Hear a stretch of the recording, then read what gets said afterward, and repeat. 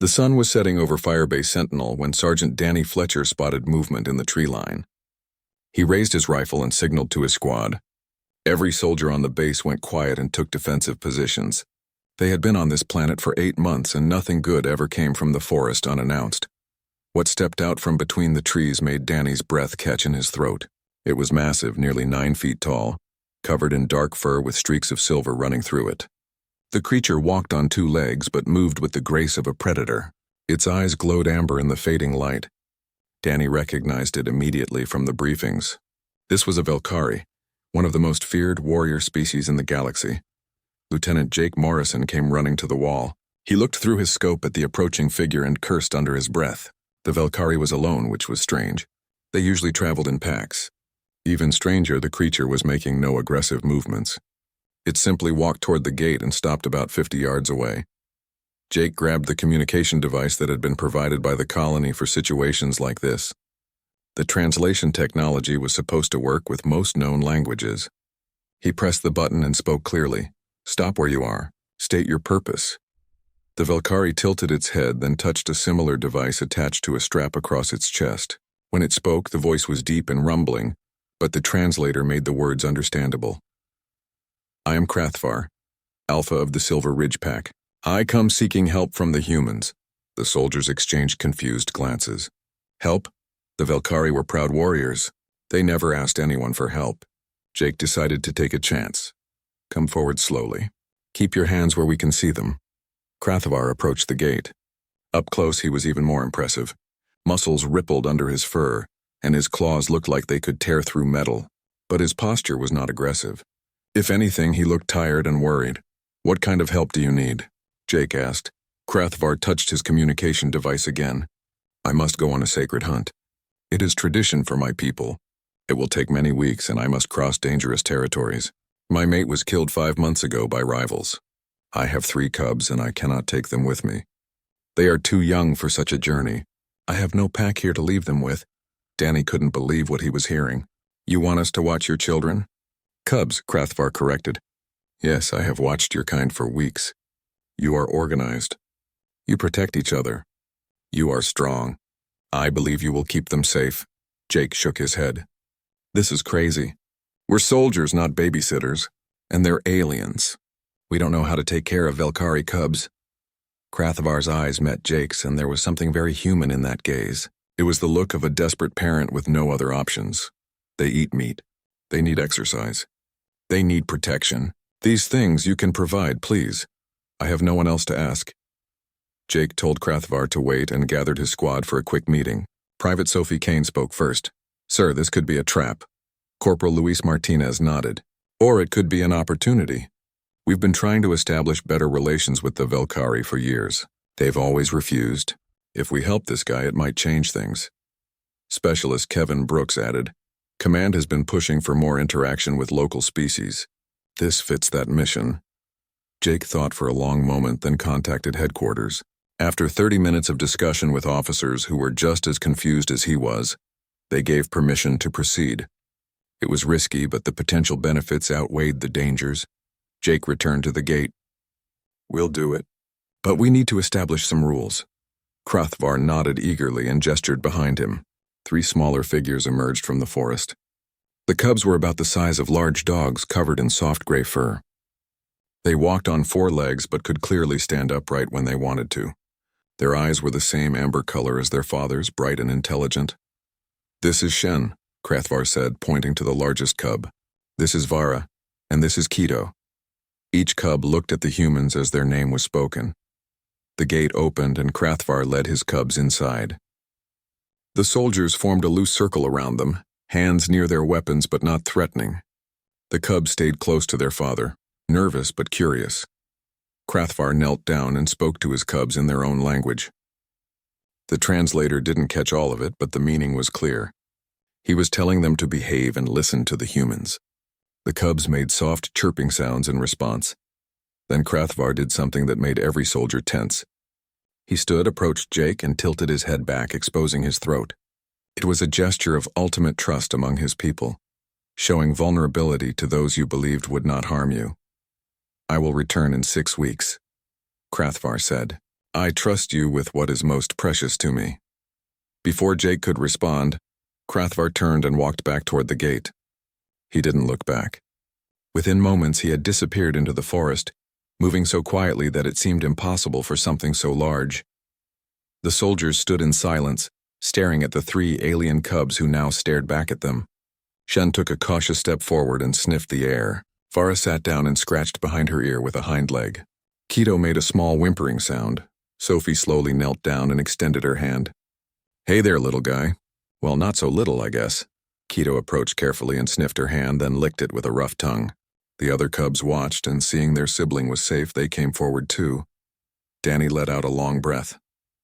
"Sir, what have we just agreed to?" Jake rubbed his face with both hands. "I have no idea, Sergeant. I honestly have no idea." Private Amy Logan spoke up. "We need to set up a place for them to sleep." "And figure out what they eat?" Kevin nodded. "I'll check the database for information on Velkari dietary needs."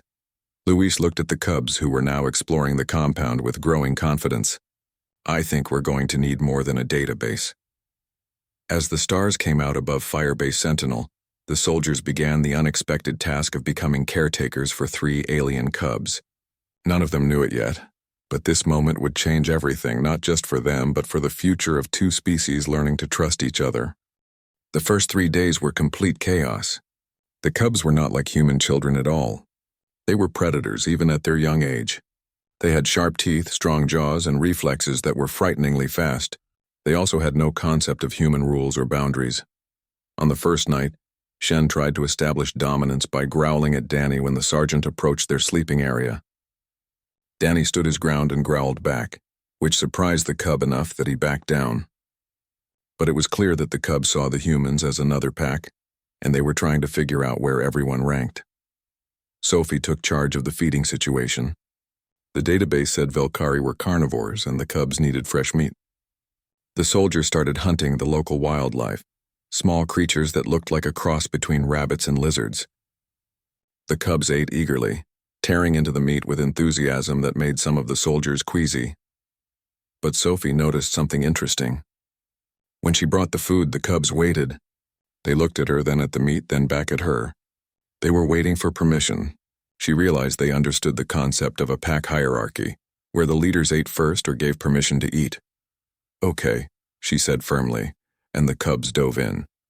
Luis watched this interaction and had an idea. The next morning during the 5 a.m. wake-up call, he went to check on the cubs.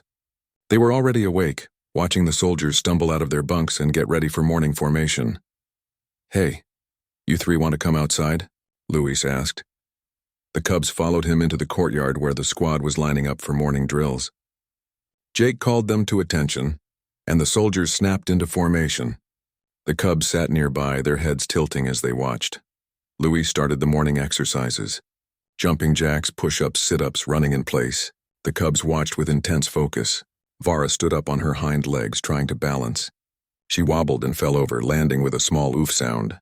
Keto thought this was hilarious and made a sound that was almost like laughter. But Vara tried again. And again.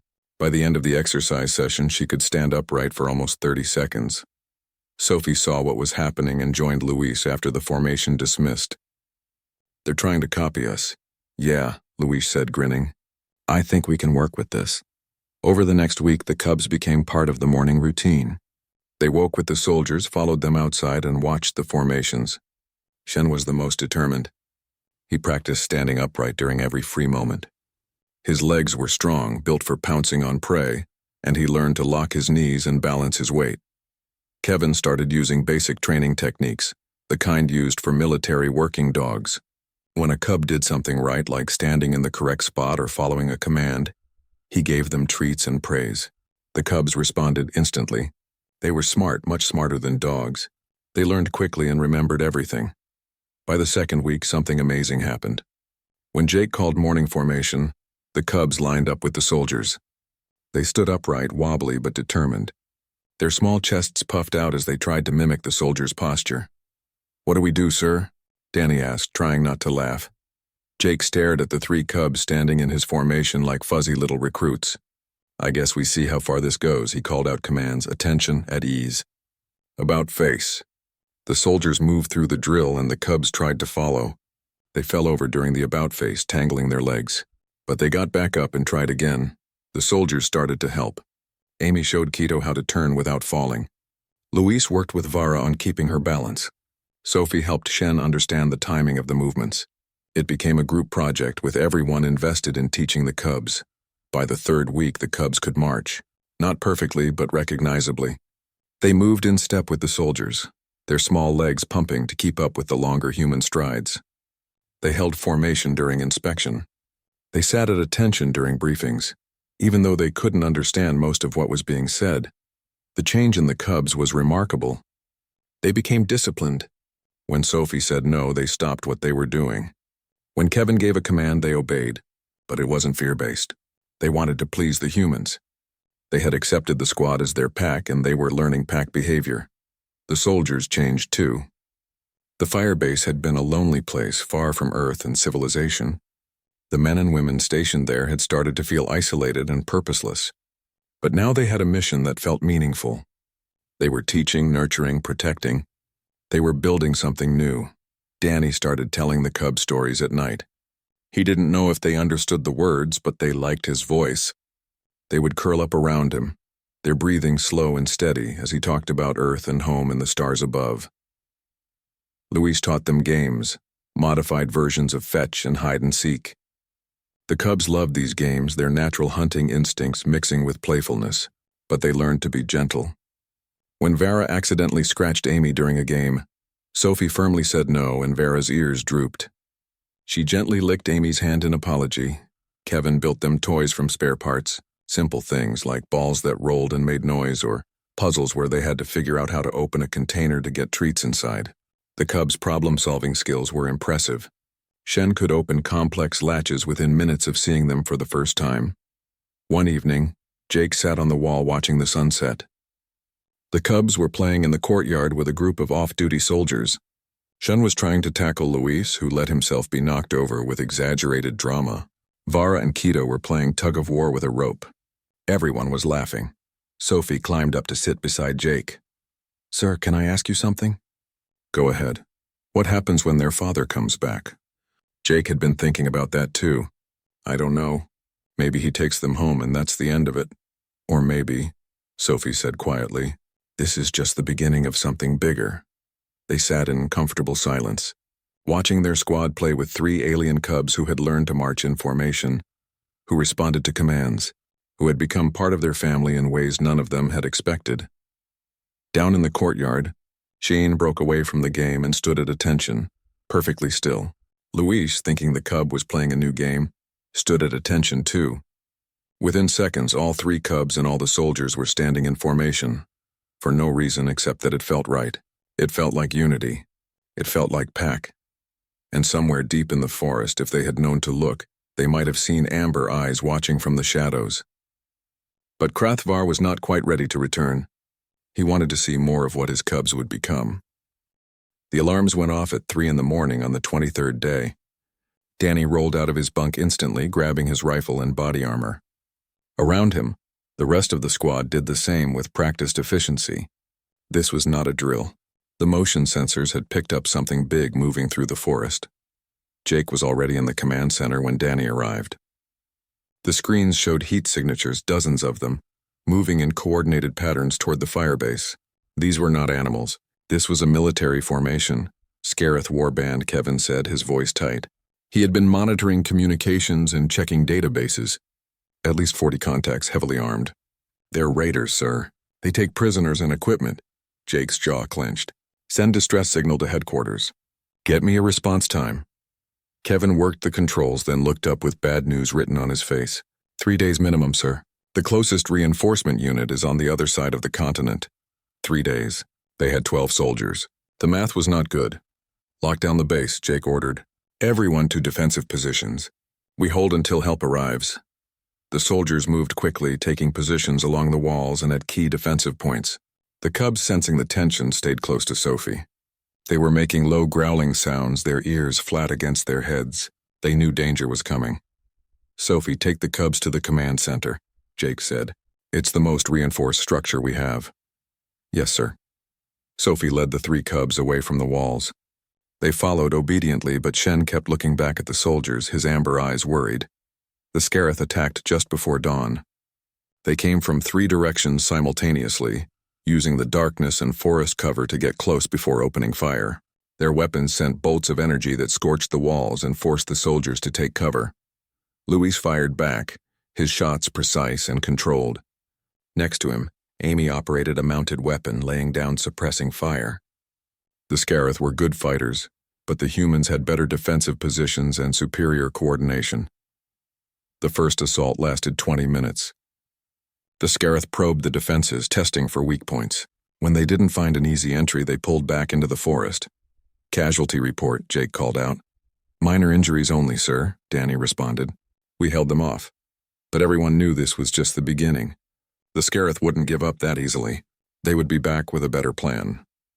Inside the command center, Sophie tried to keep the cubs calm. They were agitated, pacing and whining. Shin kept going to the door, scratching at it, wanting to be with the soldiers outside. "I know, buddy," Sophie said softly, "but you need to stay here where it's safe." The second attack came 2 hours later. This time, the Scareth focused their assault on the eastern wall. They brought heavy weapons, explosive charges that blew chunks out of the fortifications. The soldiers fought desperately, but the concentrated firepower was overwhelming. "East wall is failing," Luis shouted into his communicator. Jake made a quick decision. Fall back to secondary positions. Funnel them into the kill zone. The soldiers retreated in good order, drawing the Scareth into an area where the humans had prepared overlapping fields of fire. Several raiders fell, but more kept coming. They were determined and disciplined, nothing like the random attacks the humans had dealt with before. Then the eastern wall breached. The explosives tore a hole large enough for Scareth warriors to pour through. 3 of them broke away from the main group, moving fast toward the command center. They had identified it as a high-value target. Sophie heard them coming. She positioned herself in front of the door, rifle ready. The cubs were behind her, pressed against the back wall. Her heart hammered in her chest, but her hands were steady. The door burst open. A Scareth warrior filled the doorway, tall and armored, with multiple arms holding weapons. Sophie fired, hitting it in the chest. The warrior stumbled but didn't fall. Its armor had absorbed most of the shot. The second Scareth came through the door. Sophie fired again, but she knew she was out of time. There were too many of them, and they were too close. Then Shen attacked. The cub launched himself from behind Sophie with a roar that sounded far too large for his body. He hit the first Scareth in the throat, his teeth finding the weak point between armor plates. The warrior went down, surprised and bleeding. Vara and Keto followed their brother. They attacked the legs of the second Scareth, their claws tearing at joints and vulnerable spots. The warrior tried to shake them off, but the cubs held on with desperate strength. Sophie fired point blank into the second warrior, and it finally fell. The third Scareth, seeing its companions down, hesitated. That hesitation cost it. Luis came around the corner and took it down with a burst of fire. "Sophie!" "The cubs!" Luis shouted. Sophie looked down. The cubs were covered in blood, some of it theirs. Kita was limping, and Vera had a gash along her side. But they were alive, and they had fought like warriors. The battle outside intensified. The Scareth were inside the perimeter now, and it had become close-quarters combat. The soldiers fell back, using every piece of cover, every defensive advantage. But seeing the cubs fight had changed something. The soldiers fought harder, moved faster. They were protecting their pack, all of it, human and Velkari together. Danny led a counterattack that pushed the Scareth back toward the breach. Amy and Kevin provided covering fire that kept the raiders pinned down. Jake coordinated the defense with calm efficiency, turning chaos into strategy. The cubs, despite their injuries, refused to stay in the command center. They followed Sophie as she rejoined the fighting, taking positions alongside the soldiers. When a Scareth got too close to Danny, Shen was there, harrying and distracting until Danny could take the shot. The tide turned. The Scareth had expected an easy raid. Instead, they found determined soldiers and unexpected allies, who fought with combined strength. As the sun rose over Firebase Sentinel, the raiders made the decision to retreat. They had lost too many warriors, and the prize was no longer worth the cost. The soldiers didn't pursue. They held their positions, weapons ready, until the last Scareth disappeared into the forest. Then the adrenaline wore off, and everyone felt the exhaustion. Soldiers slumped against walls, breathing hard. Medics moved through, treating injuries. The base was damaged but intact. They had survived. Jake found Sophie sitting against a wall with the 3 cubs pressed against her. She was crying quietly, her hands running through their fur, checking their wounds. "They fought for us, sir," she said, her voice shaking. "They didn't have to, but they fought for us." Jake knelt down and looked at the 3 cubs. Shen met his eyes, and there was something different there now. Not just intelligence, but understanding. They had been through combat together. They were battle-tested warriors now, despite their young age. "Get them to medical," Jake said quietly. "They're part of this squad. We take care of our own." As the sun climbed higher, Firebase Sentinel began repairs. The soldiers worked alongside the 3 cubs who had learned to march in formation, and then learned something even more important.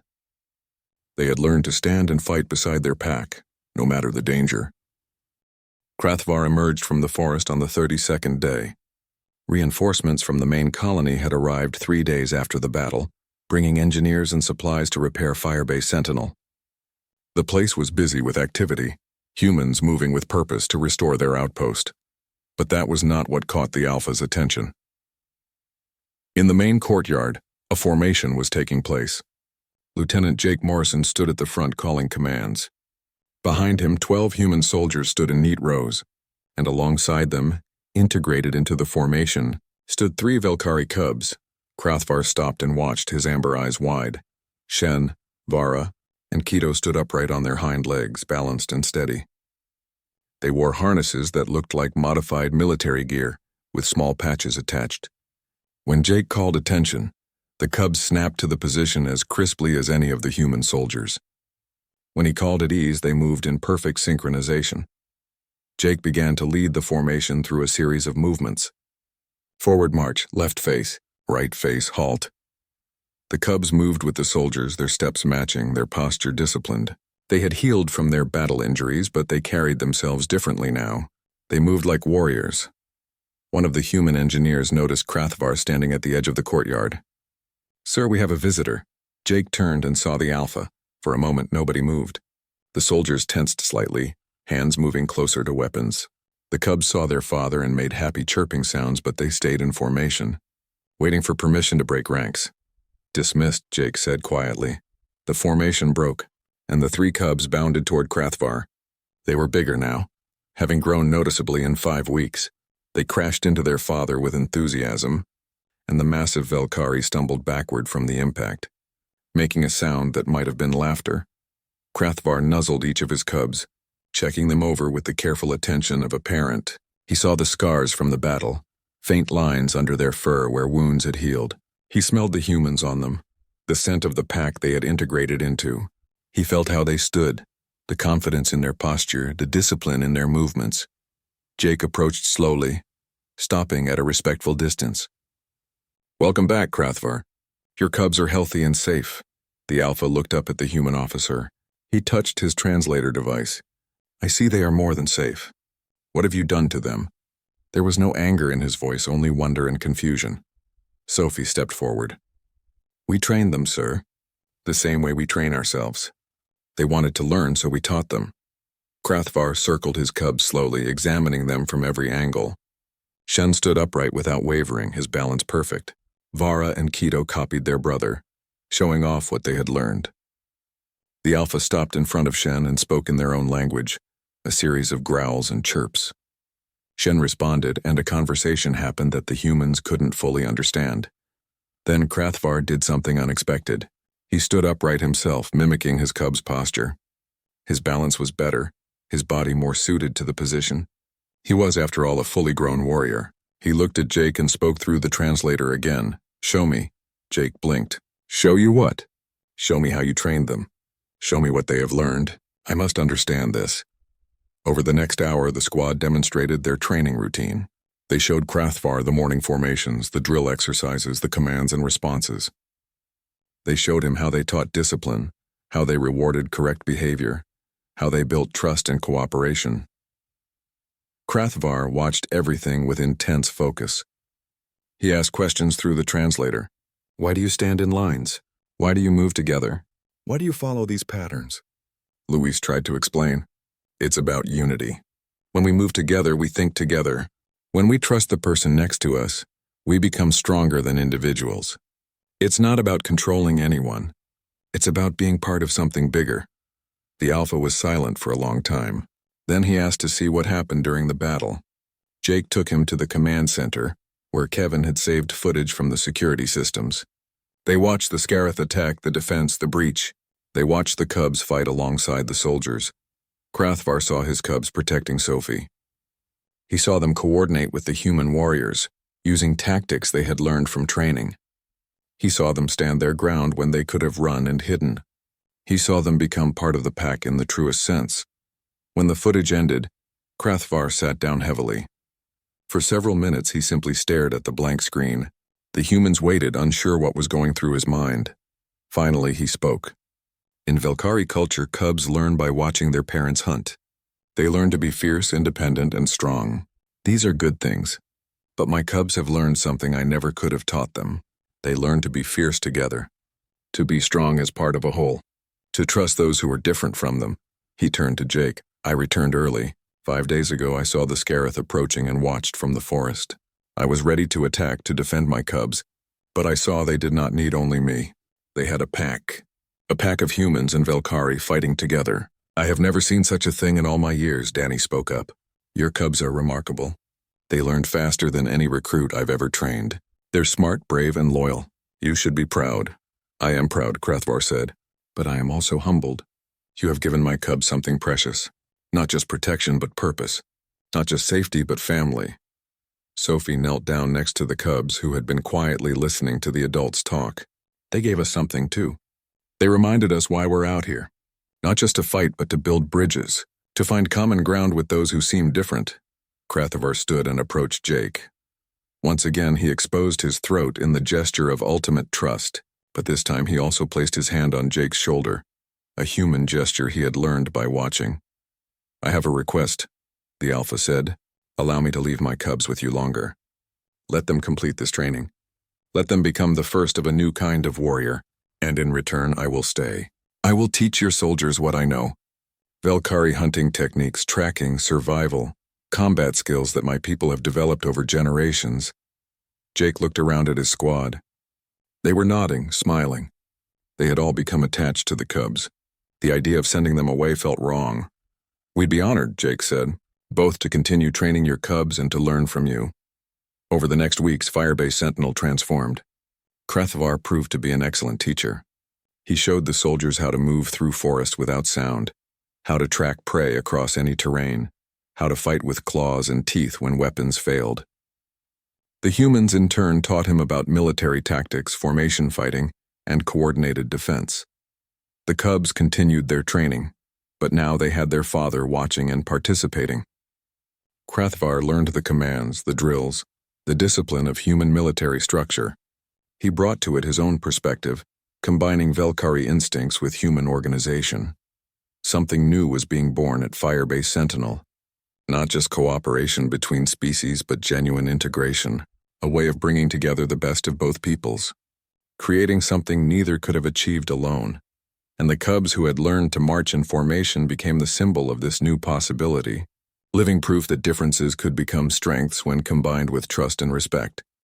6 months had passed since Krathvar first left his cubs at Firebase Sentinel. Now, on a clear morning at the main colony, hundreds of humans and Velkhari gathered for a ceremony that would have been unthinkable a year ago. The colony's central plaza had been transformed for the occasion. Flags from Earth hung alongside newly created banners showing the symbol of the Unity Guard, a design that combined human and Velkhari elements into something entirely new. Rows of seats faced a raised platform where military officials and Velkhari elders would speak. But the real focus was on the formation standing at attention in front of the platform. 12 human soldiers in dress uniforms stood in perfect rows.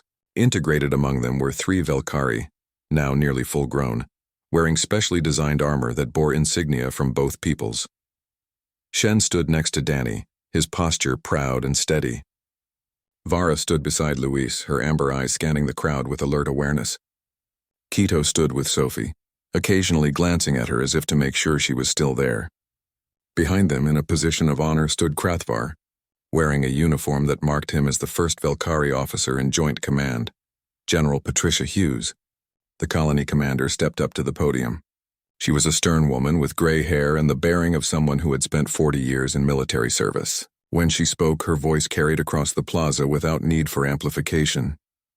Today we gather to honor courage and to celebrate possibility. 6 months ago, an alpha of the Velkari people made an impossible request. He asked human soldiers to protect what was most precious to him. Lieutenant Jake Morrison and his squad could have refused. It would have been the safe choice, the expected choice. Instead, they said yes. The crowd was silent, listening. What happened next changed everything, Hughes continued. Those cubs learned to march. They learned discipline and duty. When Firebase Sentinel was attacked by raiders, they fought alongside the soldiers who had become their family. They bled together. They survived together. They proved that the bonds between warriors can transcend species. She paused, letting her words sink in. But this ceremony is not just about looking back. It is about looking forward. Today we inaugurate the Unity Guard, a joint military program that will train both human and Velkari warriors together. The cubs who learned to march will be our first graduates, and their example will guide all who follow. Hughes stepped back, and Krathvar came forward. He had practiced speaking in English, and while his accent was heavy, his words were clear. My people have always been warriors. We take pride in our strength, our independence, our ability to survive alone. But my cubs taught me that there is strength in unity that cannot be achieved alone. The humans at Firebase Sentinel did not try to make my cubs less Velkari. They made them more than Velkari. They made them bridges between peoples. He gestured to Shen, Vara, and Keto. Look at them. They carry the hunting instincts of their mother. They carry the warrior spirit of my people, but they also carry discipline, cooperation, and loyalty learned from humans. They are proof that we can learn from each other without losing ourselves.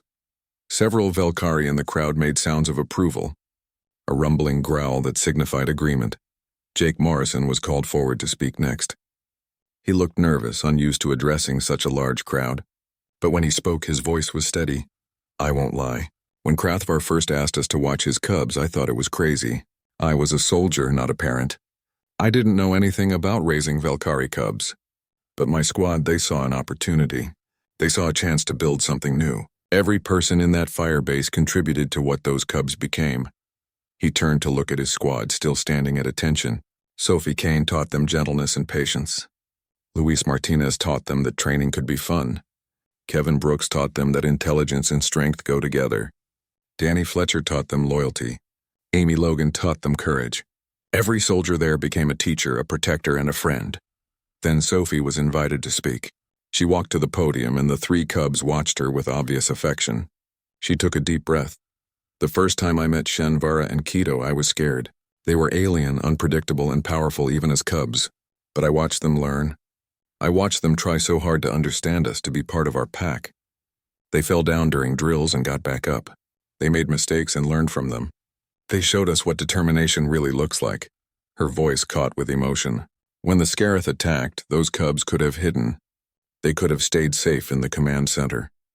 Instead, they fought. They protected us the same way we had protected them. That's when I understood. Family isn't about species or biology. Family is about who stands beside you when everything goes wrong. Family is about who you would fight for and who would fight for you. The crowd was completely silent. Some people were wiping their eyes.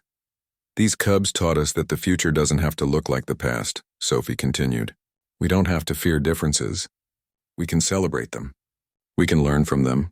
We can become stronger together than we ever were apart. She stepped back and the ceremony moved to its final phase. General Hughes called the formation to attention. The soldiers and the 3 Velkari snapped into position, perfectly synchronized. By the authority granted to me, I hereby induct these warriors into the Unity Guard, the first integrated military unit in the history of human and Velkari relations. They have proven themselves in training and in combat. They have shown us what cooperation truly means. One by one, Hughes called out names. Each soldier stepped forward to receive a new patch, the Unity Guard insignia. Then she called the cubs. Shen of the Silver Ridge Pack. Shen walked forward, moving on 2 legs with perfect balance. He stood at attention while Hughes attached the patch to his armor.